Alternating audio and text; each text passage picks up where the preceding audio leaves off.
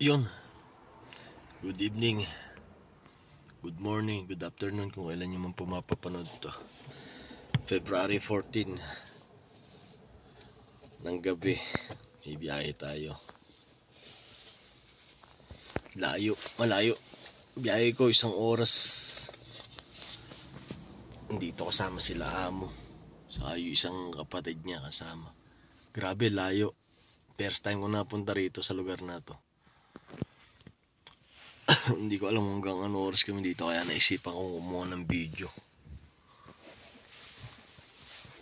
Dito sila istiraha. Pagka kasi sinabing istiraha dito, malayo talaga. Malayo ang istirahan nila. Yung mga kita-kits naman sila mga magpipinsan. Tapos ang sama pa mo, hindi ako nakain ng panggasolina, nakakalimutan ko bago sana umalis kanina. Kung ihingi ako ngayon at para magpagas, mapapagalitan ng amo. Kaya ewan, sana umabot. Nakalimutan ko talaga na wala sa loob ko kanina kasi biglaan lang din kasi sabi aalis eh. Nakakit nga ako Bro Master Wong kanina, tapos bumaba ako, naglilis na ako kahit na umuulan yung konti-konti kanina dahil kasi gawa ng mga kapatid niya sasakay, masiselan. Ito, hindi alam anong oras mauwi. Bams, shoutout sa'yo dyan, Ninang Merl. Asawa ni mekaniko. Gawa ulit tayo ng pang-upload para mabilis ang ating WH. Grabe, buti nakapag-jacket ko. Sakit sa ulo, mapakalamig pa rin. Gawa ng umulan kaninang maga. Halos maghapon umuulan dito, tapos kahapon maghapon din. Gusto nyo, lalabas ako para makikita kaya turo ko sa inyo. Talagang napakalayo na to guys. O ayan, may tubig pa oh.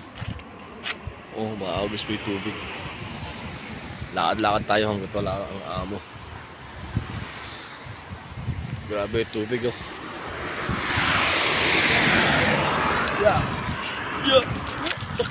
Takbo. Ay! Bibirit pa.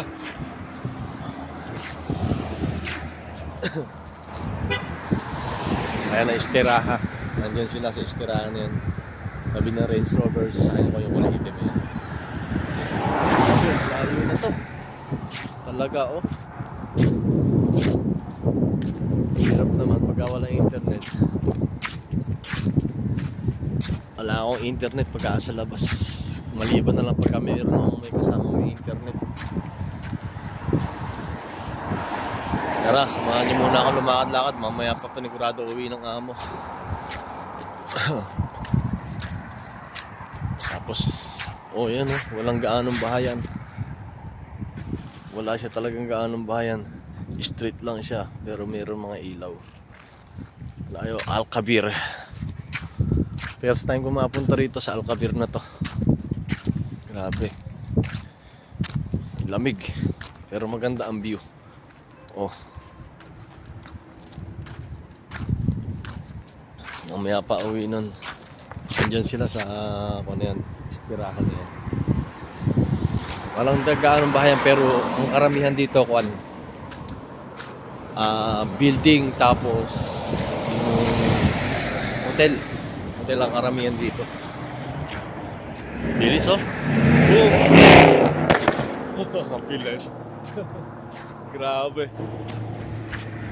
Lakas ng tunog.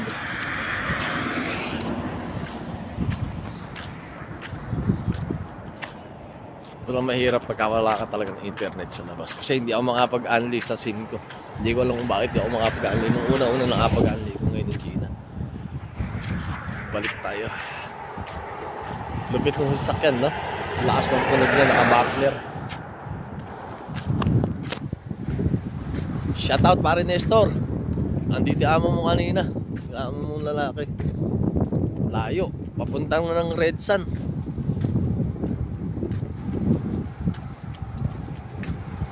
Isang oras sa biyahe. Alcabir. Walang kan, kung maganda sana puro sa red sun ng kan. Bahay-bahay. Medyo malayo to sa highway kasi. Ayan. O, diba? Labig. Whew.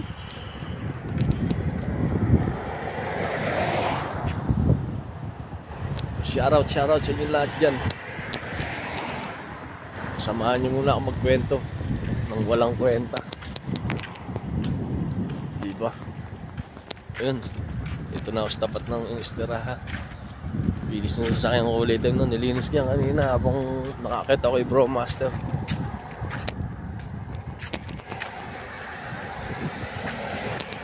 Balita ko, Babs, nagtagay-tagay ka sa may LS mo ah.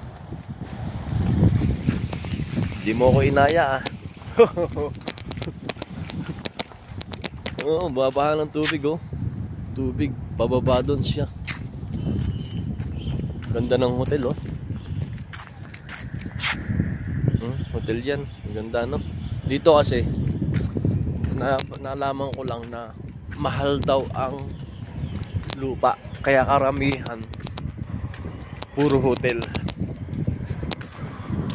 Mahal daw lupa dito sa Saudi, kaya ang karamihan na nakatayo na bahay puro hotel. Kaya mas madami yung nakikiupahan sa hotel. Yan, may mga dumarating pa oh. Hindi ko makakilala yung mga kapag-anak siguro ni Amo. Ganun.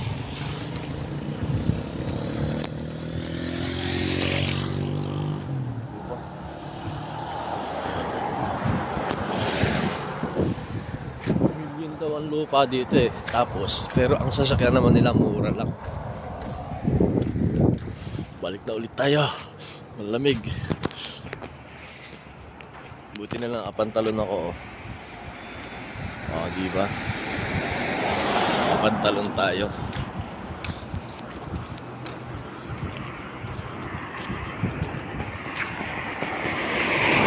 Sungit pa naman ng kapatid ni Amo. Ayaw nung medyo matulin-tulin. Ang takbo lang 90. Malinis-linis yung daan. Kaya inabot kami isang oras. Ayun na naman oh. Bilis oh. Wala kasi gaano dumadaan, kaya medyo matulin-tulin siya nagpapatakbo eh. Bata siguro yung driver eh no? Bilis.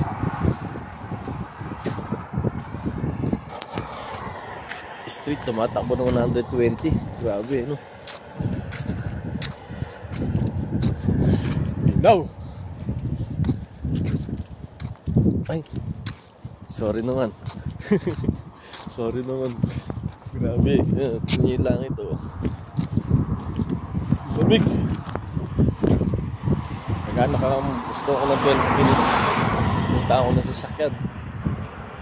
Bawal kasi kung pumunta rin sa loob na istiraha. Sila lang ang pwede doon. Grabe, lamig.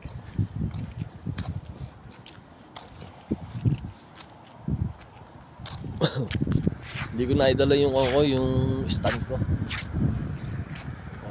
Nangawit din tuloy ako yung kahahawak.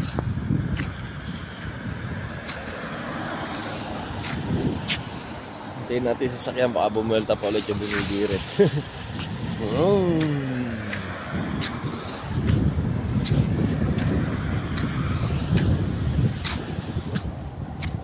Tumatakbo lang ako ng 100. Sabihin na nung kapatid niya Amo, Bernard, slowly, slowly.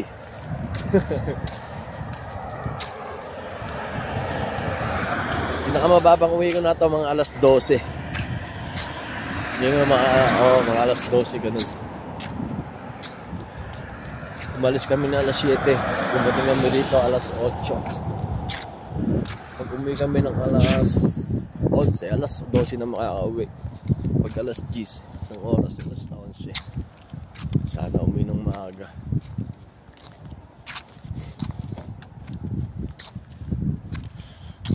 Halos maghapon din yung drive ko. Halos maghapon. Maghapon. lamig. Balik na tayo. Ay, lamig guys. Tara, balik na tayo. Malamig talaga. Aywa.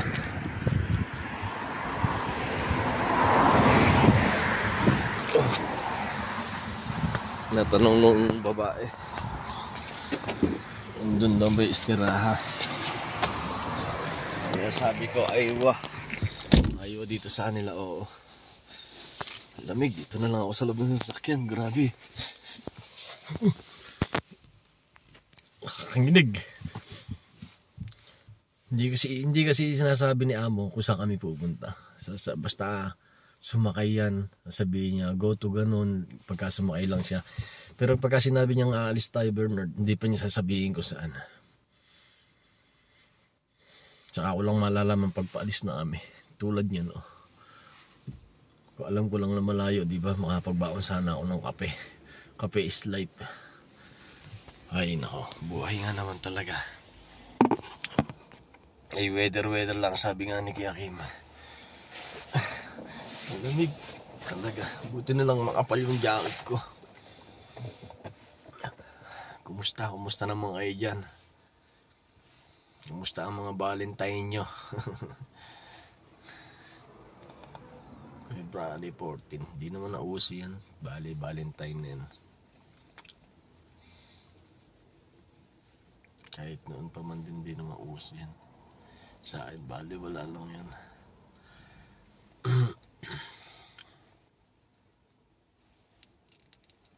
Tubig. Bababa sila sa tubig. Guys, maraming salamat sa always support nyo sa akin. Ha?